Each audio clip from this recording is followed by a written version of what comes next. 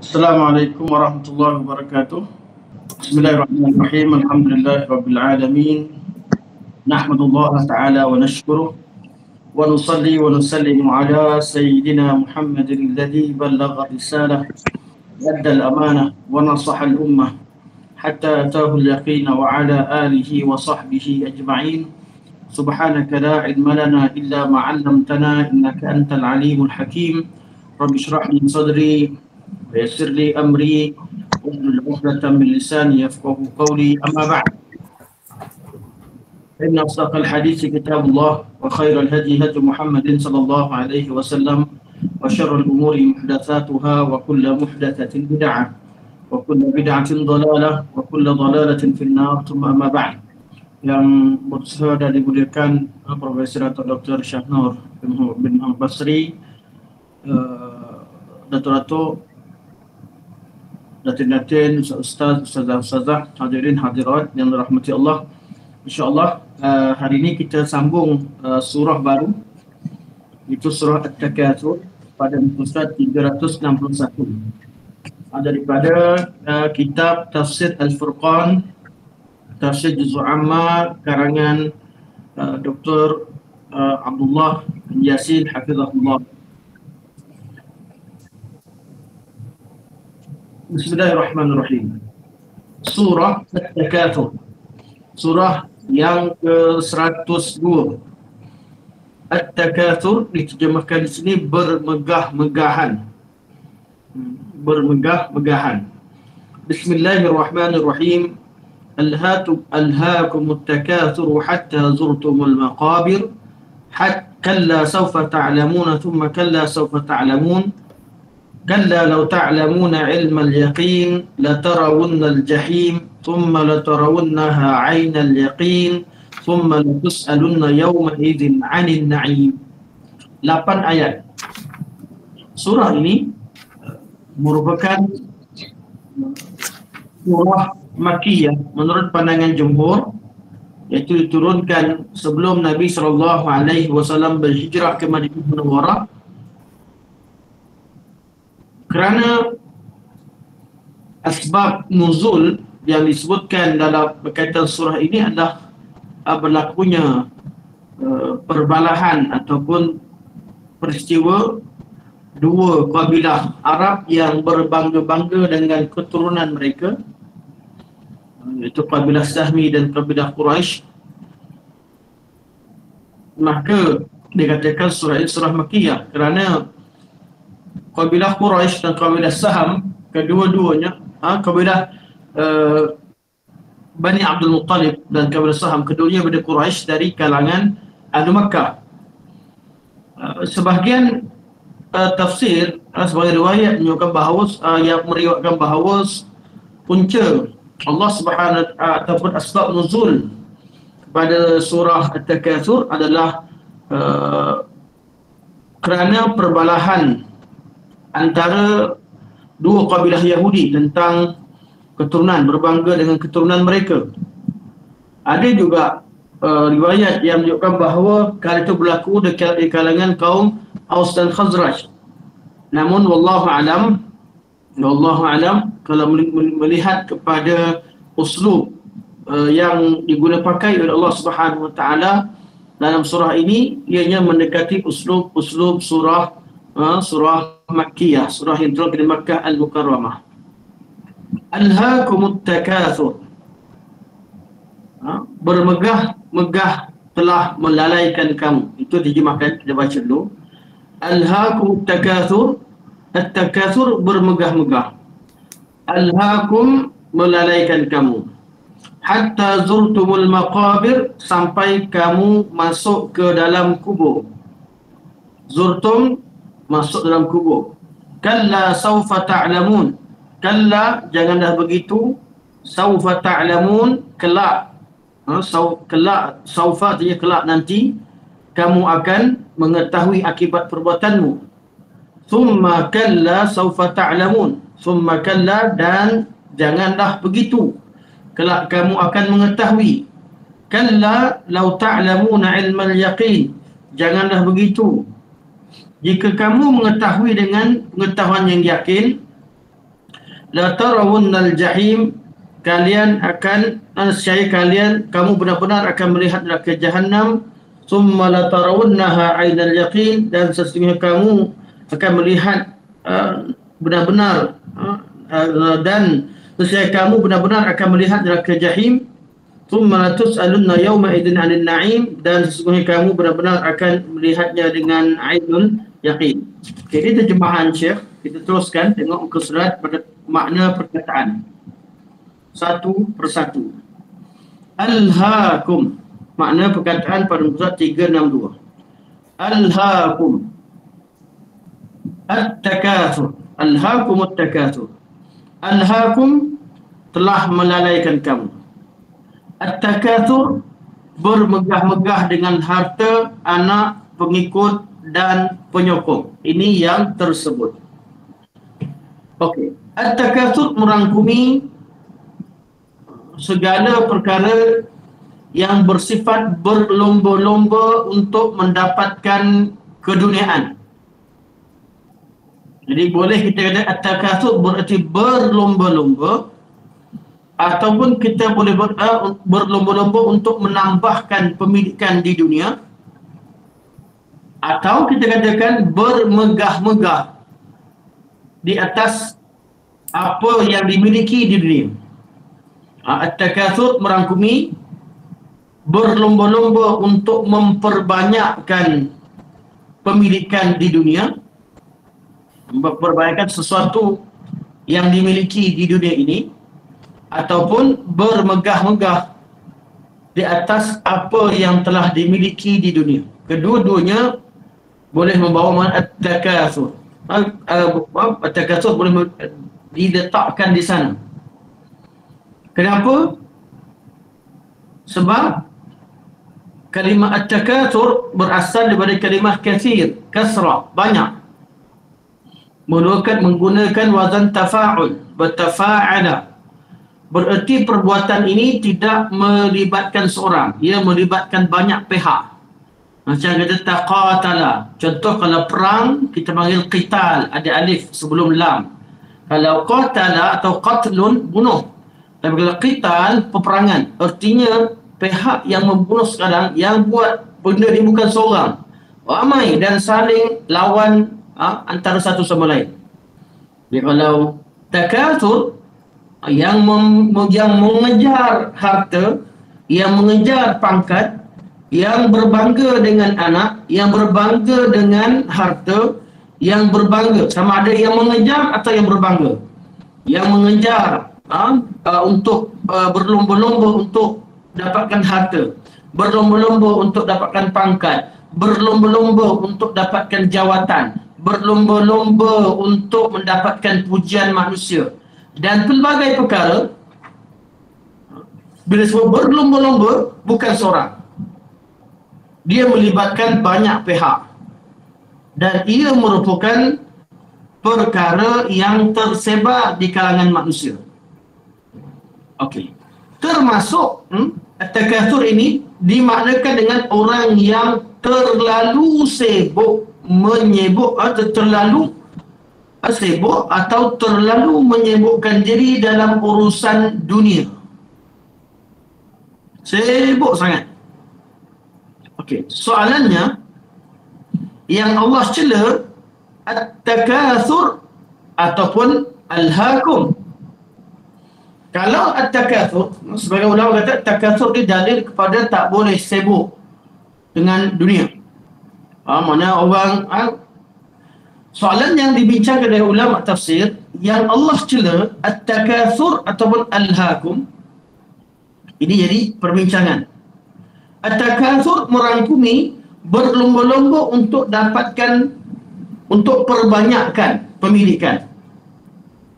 Jadi kalau orang yang sibuk bekerja, orang yang ni kalau makna bukan bermegah-megah, makna mengejar, berlomba-lomba atau berusaha keras untuk dapatkan sesuatu di dunia ini, tambah harta, tambah pangkat dan sebagainya.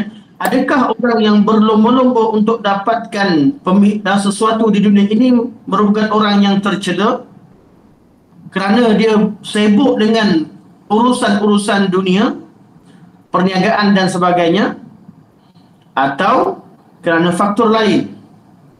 Kita akan temukan dua tafsir. Namun wallahu a'lam, zahirnya yang Allah cela, sesuatu yang tercela ialah berkaitan dengan lafaz pertama, iaitu alhaakum. Alhaakum artinya kalian dilalaikan. Kalian telah dilalaikan atau yang melalaikan kamu. Sesuatu yang memang kita terleka. Alhaakum, fa'il di sini bukan fa'il muta'addi. Yang melalaikan kita benda lain. Maksudnya kita terlalai. Sebab itu alhaakum, kalian terlalai oleh. Terlalai itu lebih tepat berbandingan melalaikan kamu. Kalian terlalai oleh at-takatsur. Jadi yang tercela adalah kerana terlalai. Orang yang leka. Orang yang tambah harta, orang yang berniaga, orang yang bekerja, orang yang kejar pangkat dan sebagainya, perbuatan mereka ini sekiranya melalaikan mereka, ia tercela. Namun kalau dia bekerja keras untuk dapatkan dunianya, dalam keadaan dia tidak lalai kepada Allah Subhanahu Wa Taala, itu yang kita bincang kejap lagi. Contoh dalam ayat Allah kata tentang peniaga, rijalun la tulhihim apa ayat? Rijalun la tulhihim tijaratun wala bai'un an dzikrillah. Allah puji antara manusia-manusia hebat ahli syurga ni, mereka dari kalangan rijal, businessman yang tidak terlalai, terleka oleh perniagaan dan proses jualan mereka. Mereka berniaga, rijal, tapi la tulhihim. Jadi dia kejar berniaga, tambahkan harta, tetapi tidak dilalaikan. Jadi alhaakum yang menjadi illah kepada peringatan Allah Subhanahu Wa Taala. Ada orang yang sibuk dengan dunia, busy, sibuk dunia sampai tak sempat ke masjid. Ada orang busy dengan dunia sampai tak sempat belajar mengaji. Ada orang busy sampai tak sempat buat kebaikan-kebaikan. Okey, tercela. Ada orang yang tidak sibuk. Orang yang banyak masanya terbuang, atau penganggur-penganggur yang tidak bekerja, namun dia lalai dengan dunia. Kalau dia menganggur, kerja tak ada, masa terbuang, dia tidak sibuk, tapi dia lalai dengan dunia. Adakah dia dikira baik? Tak baik. Puncanya dia lalai. Manakala orang yang sibuk dengan dunia sehingga tak ada masa untuk berikan untuk agamanya, dia tercela. Kalau ada orang tak sibuk, dalam keadaan dia tidak ada pekerjaan, dia tidak mempunyai aktiviti, dan ruang masanya kosong, kemudian dia pun tidak melaksanakan amal ibadat ataupun tidak pedulikan dengan agama, sudah tentu dia lebih tercela. Jadi illah yang Allah Subhanahu Wa Taala sebutkan di sini, celaan Allah ke atas orang-orang yang leka. Ke atas orang-orang yang leka. Kerana kelekaan inilah menyebabkan mereka bermegah-megah kepada at-takatsur. At-takatsur merangkumi makna mengejar dunia, menambah-nambah, berlomba untuk tambah. At-takatsur mengandungi makna bermegah-megah. At-takatsur mengandungi makna sibuk. Di semua termasuk bab at-takatsur. Namun yang lebih penting, semua ini kembali kepada alhaakum. Alhaakum iaitu kalian telah dilalaikan atau kalian terleka. Alhaakum. Alha berkalimah allahu. Allahu iaitu uh, uh, seronok atau leka. Alhaakumut takatsur. Sebab tu kata penulis, alhaakum telah melalaikan kamu, atau kalian telah dilalaikan. Apa yang menyebabkan kalian lalai? At-takatsur. At-takatsur di sini diterjemahkan dengan bermegah-megah dengan harta, anak dan pengikut dan penyokong. Kita dah syarahkan tadi. Hatta, sehingga, zurtumul maqabir, sehingga kamu menziarahi kubur. Kalimah zara, zurtum, zara, zaru, zarat, zarata, sampai dah zurta, zurtuma, zurtum. Zurtum artinya ziarah. Sehingga kalian ziarah kubur. Apa maksud ziarah di sini? Sebahagian ulama memaknakan ziarah dengan makna asalnya, iaitu apabila berlakunya perdebatan antara dua kabilah Arab, sama ada di kalangan Bani Saham dan Bani Abdul Muttalib atau Bani Abdul Manaf, ataupun di kalangan kabilah Arab di Madinah dari kalangan Aus dan Khazraj, ataupun di kalangan kaum Yahudi, iaitu antara kabilah-kabilah Yahudi, Bani Quraidah, Bani Nadir dan Bani Qainuqa, masing-masing bangga dengan mak ayah. Taasubnya mereka dengan keturunan mereka ketika jahiliah ini, sampai mereka kata kami fulan anak fulan. Tak cukup cerita sini, mereka pergi ziarah kubur, pergi tengok kubur. Ni kubur ayahku, ni kubur bakal, tengok kubur. Dia bangga, ni kubur ayahku kat sini, aku orang sini. Kubur ayahku lebih besar, lebih dimuliakan. Dia sampai nak bangga dengan ni, mereka berdebat depan kubur. Ini pandangan pertama. Jadi alhaakumut takatsur, kalian dilalaikan dengan berbangga-bangga dengan, kalau terjemah kita berbangga-bangga dengan keturunan kamu, sehingga kamu pergi ke kubur untuk ceritakan kelebihan mak bapak kalian. Ini satu makna, dan dia tidak salah maknanya, sesuai dengan ayat Quranul Karim. Namun kebanyakan ulama mengambil makna yang lebih umum untuk memberikan pengajaran itu lebih luas, iaitu memaknakan kalimah ziarah sini bukan bererti pergi ziarah kubur. Zurtumul maqabir, bukan kamu pergi ziarah kubur masa kamu hidup dan berbangga-bangga, tapi kamu pergi ke kubur dalam keadaan kamu dah mati, iaitu masuk lubang kubur, atau dimasukkan ke dalam kubur, atau mati, atau masuk alam barzakh. Hatta zurtumul maqabir. Cuma detailnya banyak perkara yang saya tangguhkan dulu untuk kita bincangkan di belakang nanti ketika tafsir. Jadi kita nak faham kalimah-kalimah ni dulu. Jadi zurtum artinya ziarah. Ziarah sama ada bererti pergi ziarah kubur dengan makna yang dibincangkan tadi, atau ziarah bererti dimasukkan ke dalam kubur. Kalian berlomba-lomba, bermegah-megah lawan antara satu sama lain, siapa lebih banyak, sampai mati dimasukkan kat kubur, masih lagi begitu perangai kalian. Hatta, kalimah hatta, okey, saya tak bincangkan, kita teruskan dulu. Okey. Kata Syekh, sehingga kamu menziarahi kuburan. Ungkapan ini mengandungi kinayah atau sindiran. Jadi maknanya sehingga kamu mati dan dikebumikan dalam kuburan. Jadi kalau kata kinayah artinya mati dan dikebumikan, masuk kubur tu, ziarah kubur. Tapi kalau kata maknanya, makna hakiki, artinya memang dia pergi ke kubur bangga dengan keturunan mak bapak dan nenek moyang dia. Ini makna alhaakumut takatsur hatta zurtumul maqabir. Kalla, tidak sekali-kali.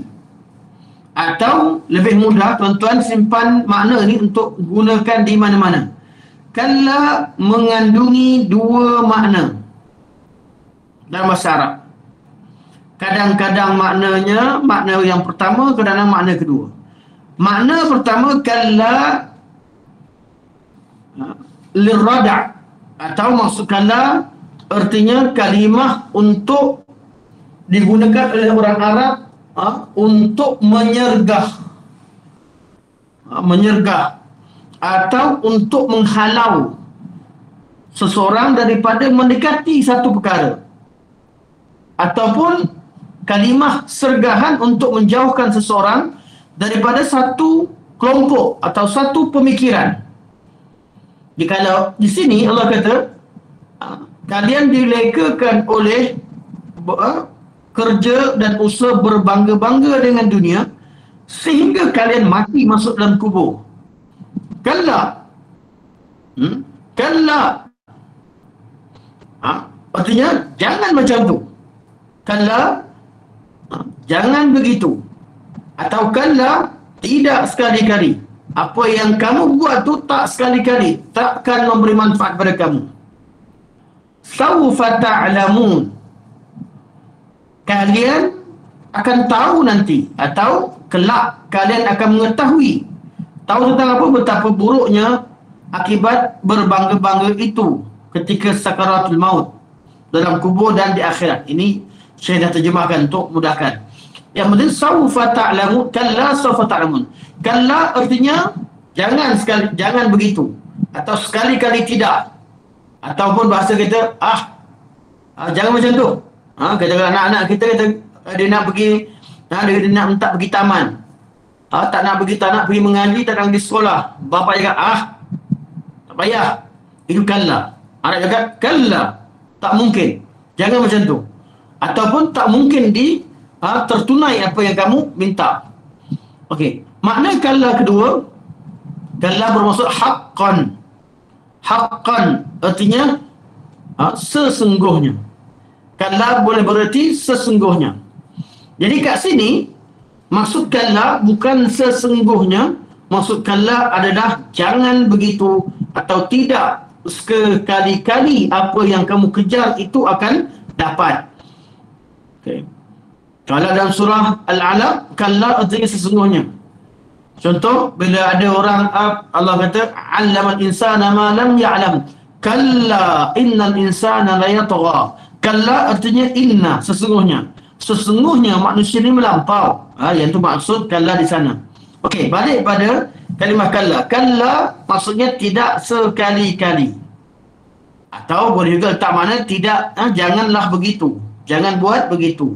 Sawfa ta'lamun, kalian akan tahu nanti. Kalimah ilmul yaqin iaitu ilmu yang pasti. Ilmu yang qat'i atau pasti. Ilmu ada 3 level kalau dikaitkan dengan yakin. Satu, ilmu yakin. Level ilmu yakin, kita tahu satu perkara dengan jelas. Kita pasti kebenaran satu perkara dengan ilmu pengetahuan kita. Level yang lebih tinggi daripada itu, ataupun proses yang menyebabkan kita lebih yakin lagi bila adanya ainul yakin. Kita nampak satu benda, betul-betul kita nampak dengan mata kepala kita. Itu nama ainul yakin.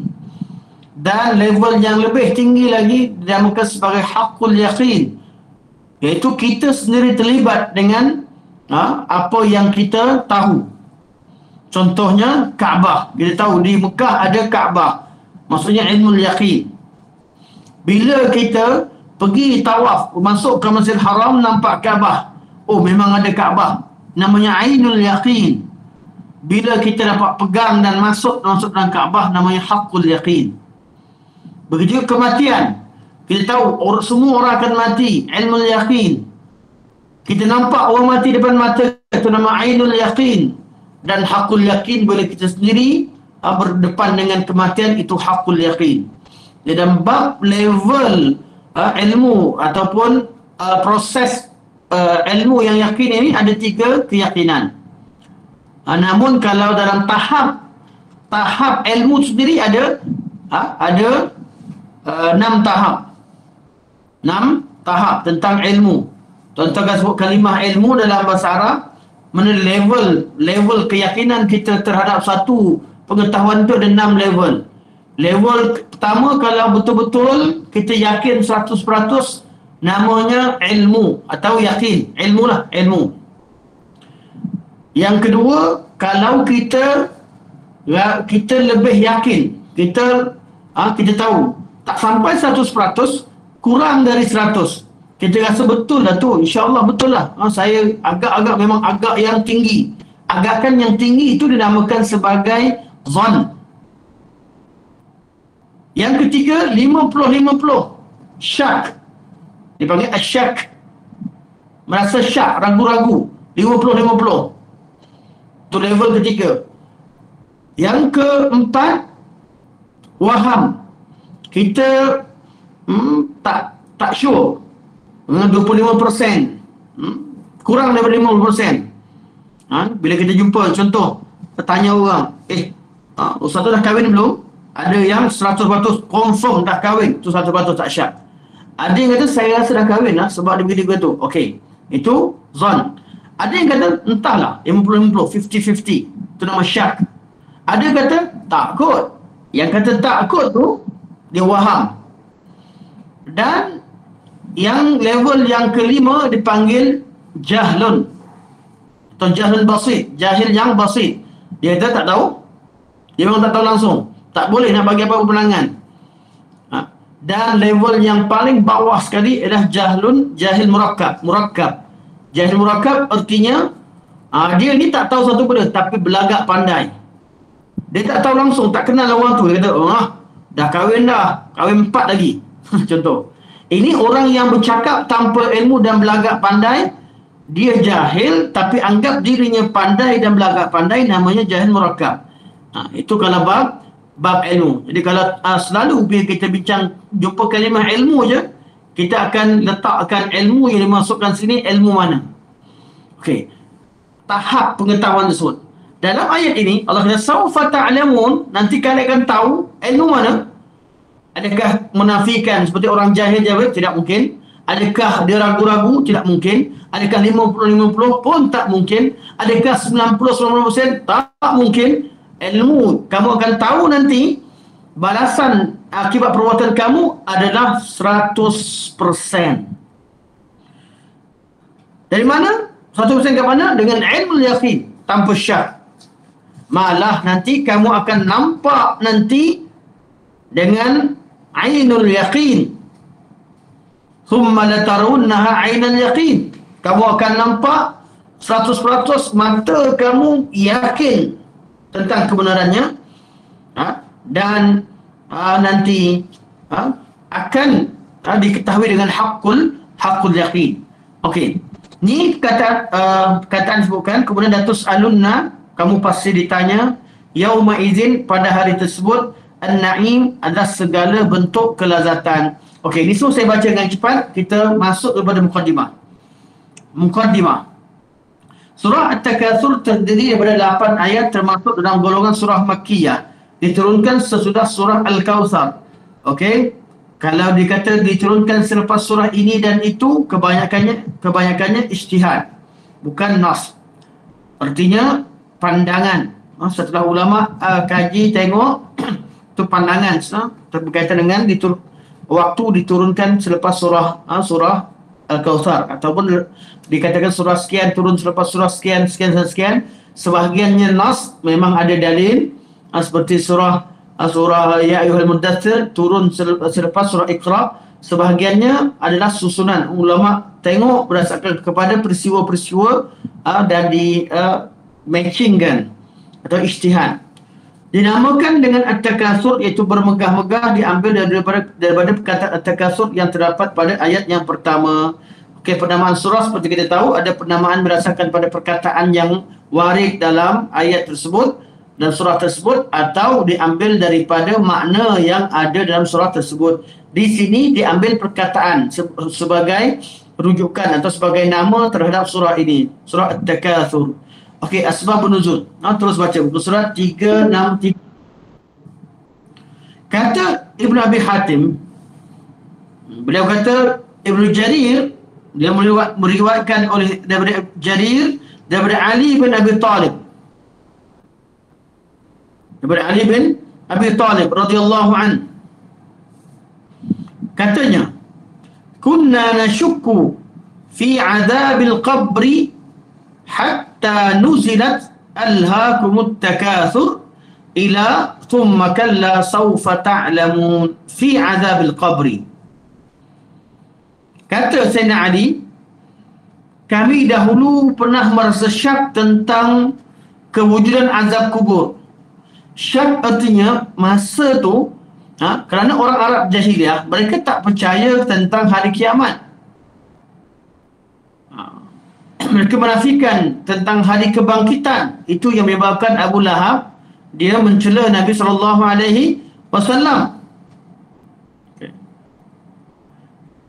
Untuk berkaitan dengan adakah orang yang mati, dia mati tanpa ada balasan, kata Sayyidina Ali, orang Arab ni mereka merasa syak.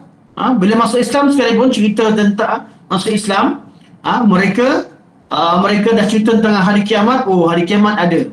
Tapi tinggal yang mereka ragukan selepas Islam, sebelum hari kiamat, lepas mati, sebelum berlaku kiamat, kita kat mana? Itu yang mereka pernah rasa syak.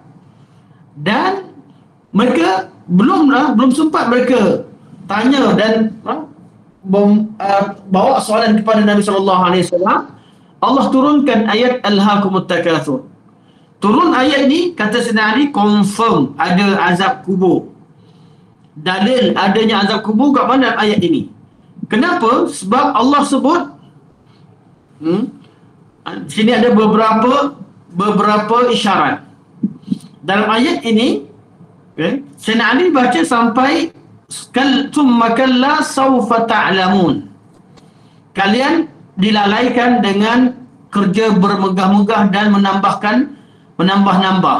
Alhaakumut takatsur hatta zurtumul maqabir. Ni ilah pertama. Sehingga kalian ziarah, iaitu masuk ke kubur. Kalian dimasukkan dalam kubur. Bila sebut kalimah ziarah, orang Arab faham bahawa orang yang ziarah pasti akan bangkit dan pergi. Maka bila dikubur dikatakan ziarah kubur, artinya akan ada suatu masa mereka akan dibangkitkan, mereka akan keluar bangun daripada kubur. Sebab orang ziarah dia tak akan duduk selamanya, bukan orang yang tinggal. Orang ziarah pasti akan bangkit.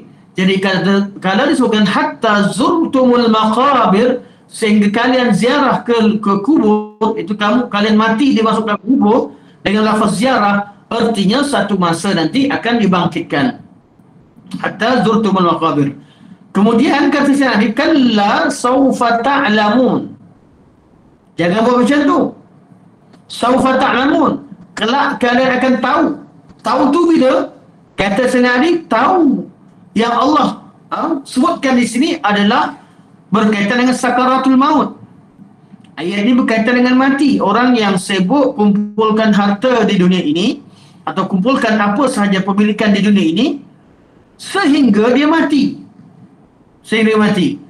Nanti kan dia akan tahu nanti apa yang berlaku ketika kematian. Iaitu kalla sawfa ta'lamun. Sawfa ta'lamun, erti di sini adalah kalian akan tahu akibatnya bila kamu kedatangan sakaratul maut. Thumma kalla sawfa ta'lamun. Kemudian nanti kalian akan tahu. Tahu kali kedua tu kat mana? Kata Sayyidina Ali, ayatnya ada thumma. Thumma artinya selepas maut, apa yang berlaku di alam kubur. Artinya Allah kata kalian akan tahu. Tahu apa? Tahu akibat buruk, tahu balasannya. Artinya dalam kubur memang ada balasan Allah. Kemudian Allah kata kalla law ta'lamuna ilmal yaqin. Yang ketiga barulah masuk kepada fasa kalian akan tahu nanti tentang keburukan perbuatan kalian yang melalaikan, yang melupakan Allah Subhanahu wa taala nanti ketika kamu dibangkitkan hari akhirat. Jadi ilmu sini, 3 ilmu yang kita akan tahu. Satu, bila sakarat kita akan tahu tentang apa yang Allah sebutkan ni akibat perbuatan orang yang perbuatan tidak mempedulikan agama, sibuk dengan dunia. Yang kedua, ketika di alam barzakh.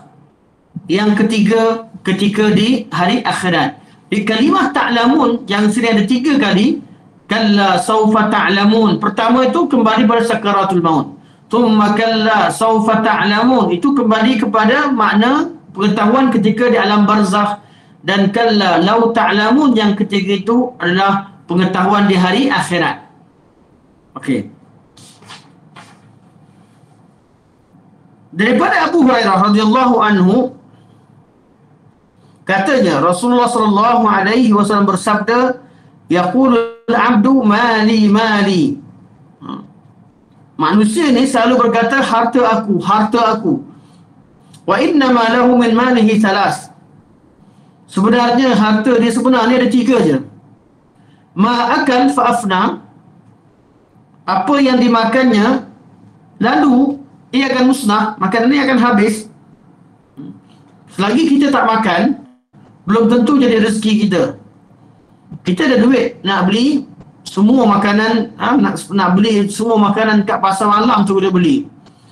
Ada orang kaya sampai dia boleh beli semua makanan yang ada di mana-mana kedai smoke house, tempat daging-daging. Dia boleh beli satu KFC tu boleh, tapi rezeki dia sebenar adalah apa yang dia makan. Belum tentu dia boleh makan apa yang dia mampu beli. Yang kedua, aula bisa fa'abla. Dia boleh beli semua pakaian, tetapi rezeki dia adalah apa yang dia dah pakai, apa yang dia pakai. Au a'ta faqtana. Ataupun satu lagi adalah apa yang diberikannya. Harta yang pertama dia makan, itu rezeki yang sebenar. Itu rezeki di dunia ni makan. Nanti fa'afna, makanan tu akan habis. Kita makan macam mana sekalipun, sampai masa besok kita nak makan juga, akan lapar balik. Jadi nikmat ni sementara. Yang kedua, pakaian. Pakaian kita pakai satu masa, mahal macam sekalipun, satu masa dia akan lusuh, dia akan rosak. Dan yang ketiga ialah apa yang diberikan, apa yang disedekahkan. Dekat sini Nabi kata faqtana. Dia akan, yang inilah dia jadi milik dia selama-lamanya. Kata Nabi, wa ma sifadzalika fadhahibun. Manakala harta yang lain dia akan pergi. Wa tarakahu linnas, dan dia akan tinggalkan untuk manusia. Kalau dah meninggal nanti, meninggal ke, kita pergi mana-mana ke, yang lain kita tak bawa. Yang kita dah makan tu itu nikmat kita, yang kita dah pakai je nikmat kita. Selebihnya kita akan tinggalkan untuk orang lain. Rawahu Muslim. Okey. Ini makna umum berkaitan dengan isikan dengan surah At-Takatsur. Okey, kita masuk pada tafsir. Saya akan cuba kejar masa. Kalau tak ada, kita akan sambung nanti untuk kelas akan datang. InsyaAllah kita ambil tafsir ayat pertama. Kita ulang sedikit apa yang disebutkan tadi dan kita bincang lebih detail insyaAllah. Alhaakum, kalian dilekakan. Alhaakumut takatsur, kalian dilekakan dengan at-takatsur. Okey, dilekakan. Allah tak sebut dilekakan untuk apa. Kita baca dulu. Maksudnya, sikap bermegah-megah dan berbangga-bangga dengan harta, anak-anak, penyokong dan pengikut, dan sikap sentiasa berusaha untuk memperbanyaknya telah melalaikan manusia daripada mentaati Allah Subhanahu wa Ta'ala dan beramal soleh untuk bekal di akhirat. Mereka terus menerus dalam keadaan demikian sehinggalah mereka ditimpa kematian.